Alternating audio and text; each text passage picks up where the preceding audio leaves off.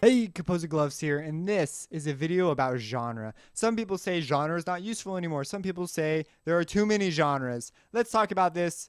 Let's take a step back, because I'm going to be approaching genre soon, and I just want a video sort of establishing genre as an idea, because too many people do just weird crap with genre. Like, some people shun it and say that it ruins your perception of music. Other people come up with it's like flavors of ice cream. Like, oh, that's banana, pineapple, strawberry, kiwi punch genre. Like they just add a whole bunch of words after it and call it a new genre.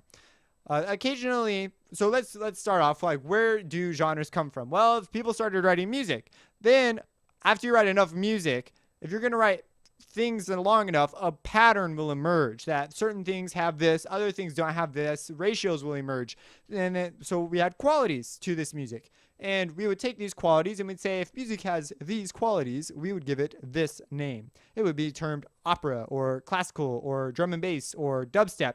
And then people who listened to a lot of these genres started noticing, hey, there are like smaller differences inside this music. So we'll name them, other things. Like, for example, dubstep. Well, it came sort of from jungle, and it came from acid a little bit, and it came from, there's like neuro now. There's neuro, there's liquid, drum and bass. There's all these things, like all these subgenres. So people who are familiar with that category, they feel like they can tell distinct differences. Then there's a point where it gets ridiculous. And some of that even is a little ridiculous to start with, but some of them are very clearly that way. So a new genre will emerge when it has qualities that have not really been seen before. For example, drum and bass came out, and it had like a lot of qualities that were really unique to that sound, and so they came up with a new name for it. Before, they just call it, oh, it sounded like this. It, genreless, but it still sounded good, so it got a genre. If you invent a genre, then good for you. But a lot of people will say, oh, I don't sound like any genre. I don't have any genre. And that, to those people, you probably write bad music too. Unless you're going to be the discoverer of a new genre. And some of the new genres today just sound like crazy. Like, they're just not that great. 20th century is more about ideas in a lot of ways than it is about good sounding music. So at least if you get in the academic side of things. So I guess that maybe not be a good example. But the point is, when I talk about I'm going to approach a genre, I'm going after very, very broad brush strokes. There are rules or qualities that will apply to a genre, and those are the ones I'm going to go after. For example, I'm probably going to be approaching drum and bass here pretty soon, and I plan to go after like house and a lot of other electronic type genres, and maybe one day I'll move into other stuff. But I'm going to identify qualities in each thing that make that what it is. And if you can replicate these qualities, you've now replicated that genre. So that, you see, that's not that crazy. Some people just go out there and when they talk about genre, they're like, it's the freaking devil, and you're being ruined because you're thinking of genre and all these things, and everyone needs to drop genre as an idea, and it's a waste of time. Okay, well then I'm going to write a track called Dead Monkey Poop Flings Through the Choo-Wop on the Moon. And what genre, what do you think it's going to sound like? And then I'm going to give it to you, and I'm going to say, and you'll find out that it's actually just a solo piano piece that's really relaxing and quiet. And you would never get that. But if I told you, hey, this is a classical piano piece, you'd be like, this is a freaking weird name for a classical piano piece. Other than that, you think perception is bad with genres. Take away the genres and you'll be friggin' blind. So it's important that we have these things, that we have ways of categorizing these things. People who say it's unnecessary or that people need to forget about it, they are usually talking about it from the perspective of they have categorize themselves into something, where you as a person have put yourself in a category, and they think that in its nature is bad. They think that at least I keep saying they think that as an ambiguous group of people, but this is what I think they're thinking. Like, if I could jump in their thought process, that is, you don't want to do that. You want to be your own artist. Now, I have a couple. I think this is great. I think it's dandy. I also think it's a whole bunch of hippie load crap that's like from some ruined place on earth. Like, it's just not useful advice. Like, what the heck does that even mean? How are you going to get any better if you have like nothing to work off of? It's basically saying don't accept any ideas, because if you accept an idea as a thing, then you can't then you've sacrificed your individualism. It's like, don't learn scales, don't learn music theory, don't learn sound design, because those are ideas. That's the system. It's the same thing. Genres fit in that category. So when people say don't accept the genre, they're saying reject qualities and principles in music, and by extension, don't make music. Is like the end. Eventually, it reaches that point. So you want to, make music, be an artist, and embrace genre. That's my message, is embrace genre, but don't go crazy. Like, we've established that it's just qualities of music. Say you want one quality, another quality. Things like electro swing took elements from electro, and they took elements from swing, and it became electro swing. It's not like some crazy thing, and it sounded really cool. And these people, they just like that sound. They're not afraid to say, oh, I make electro swing.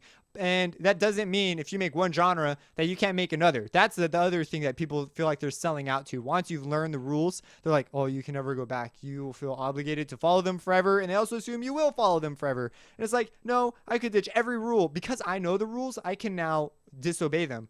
People who don't know the rules because they're afraid to go to a genre are going to learn like just junk. They're never going to be able to disobey the rules. And so, yeah, there's just a number of problems. So one other thing I want to say about this is you want to start out. This one can be taken a number of ways. So you generally want to make a piece of music that is stereotypical to a genre if you want to master a particular quality.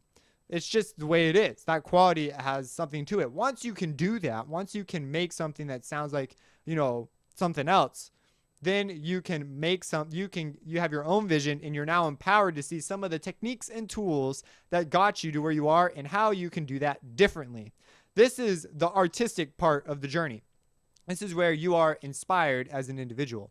So as I get into genres and things and sort of have tutorials about how to accomplish a particular style, you should keep this in mind. We are aiming for a quality of music, an attribute. We are not blind when we use the word genre, because I feel like most of the time it's used rather blindly.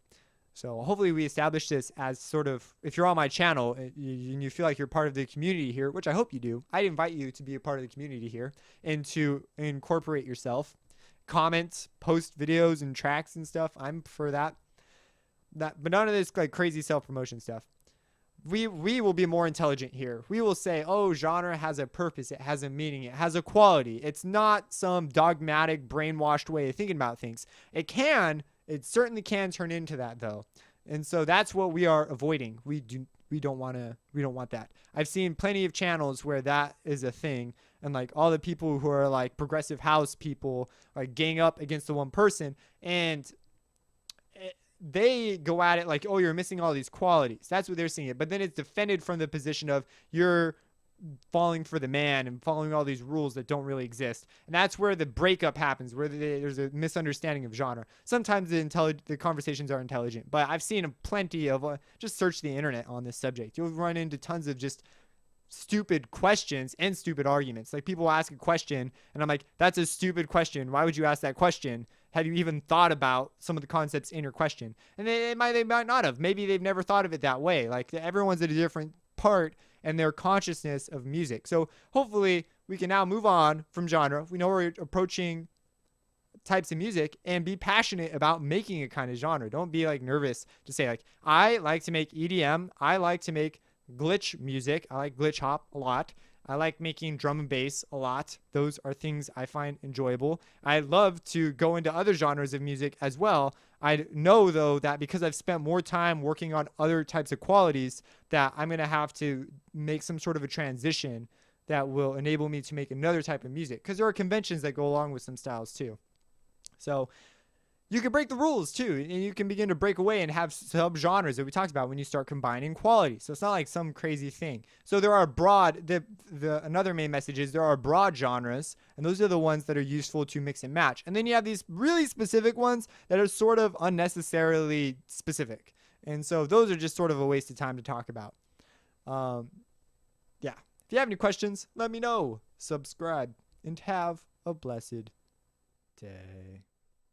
The farther I get in this series, the more I realize how much the piano roll suffers from the effects of written music. Why? Because major scales are using intervals, and intervals are messed up because of written music. So you are going to learn this sort of weird, convoluted way of sort of thinking about things. And That's just the way it's going to be unless you want to learn to read written music. So